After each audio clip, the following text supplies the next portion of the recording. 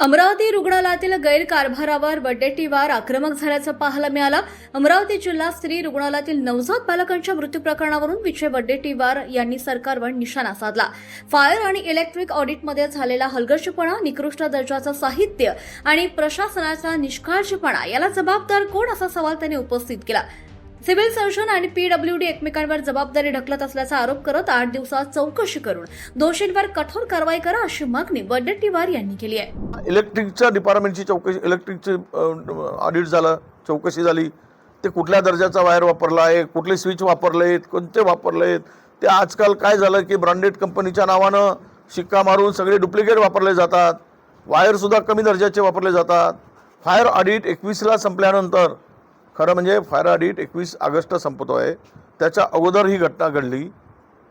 मला वाटतं त्या कोणत्या आपला त्यानंतर खरं तर फायर ऑडिट 90 दिवसाच्या पूर्वी, मुदत संपण्याच्या 90 डेज पूर्वी ते करून घ्यायला पाहिजेत, पण झोपून राहिली यंत्रणा। आज हे सांगतात CS त्यांची जबाबदारी पीडब्ल्यूडी यांची, या दोघांना नेऊन फासावर चढवा चौकामध्ये, मग जबाबदारी फिक्स होईल। काय खेळ लावला काय आरोग्यांशी, गरिबांच्या जीवाशी?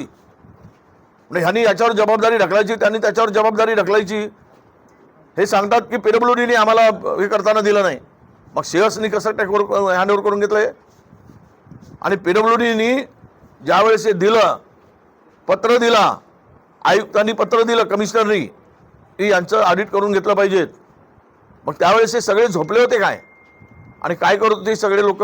एखाद्या घटनेमध्ये परवा 3 मुलांना साप चावल्यामुळे आदिवासी मुलांचा मृत्यू झाला, जपतलाईला, त्या संस्था चालकावर गुन्हा दाखल केला।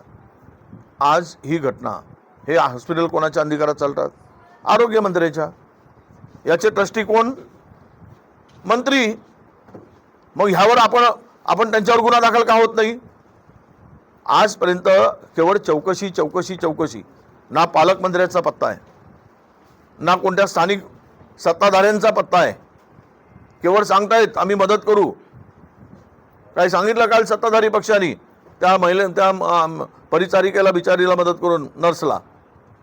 अरे मारणारे तुम्ही, मदत करणारे तुम्ही, 5 लाख रुपये देतो म्हणून सांगताय।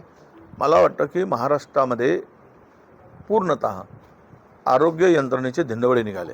जिथे जिथे ज्या काही घटना आत्ता पलीकडे आपण गडचिरोलीपासून पाहतोय, महाराष्ट्रामध्ये गडचिरोली असेल, चंद्रपूरमध्ये झालेली घटना, आणि ह्या संपूर्ण घटना बघता मला आरोग्यावर सरकार गंभीर नाही। यांना फक्त आणि फक्त आहेत पैसे ते कुंभमेळ्यावर घाला, लोकांचे जीव आहेत गेले काय, राहिले काय? माझी एवढीच मागणी आहे, तुम्ही 8 दिवसाच्या आत हा चौकशी अहवाल पुढे आला पाहिजे। जो जबाबदार आहे त्याच्यावर कारवाई झाली पाहिजे, जबाबदारी फिक्स केली गेली पाहिजे, आणि पूर्ण माहिती रोज अपडेट या विभागाने दिली पाहिजे की आज बाकीची बालकं इतर खाजगी रुग्णालयामध्ये आहेत, त्यांची काय स्थिती आहे। माझ्याकडे दुसरीही माहिती आहे, पण मी ती माहिती पुन्हा माझ्याकडे माहिती आल्यानंतरच, अधिकची आणि ऑथेंटिक माहिती आल्यानंतरच मी त्यावर बोलू शकेल।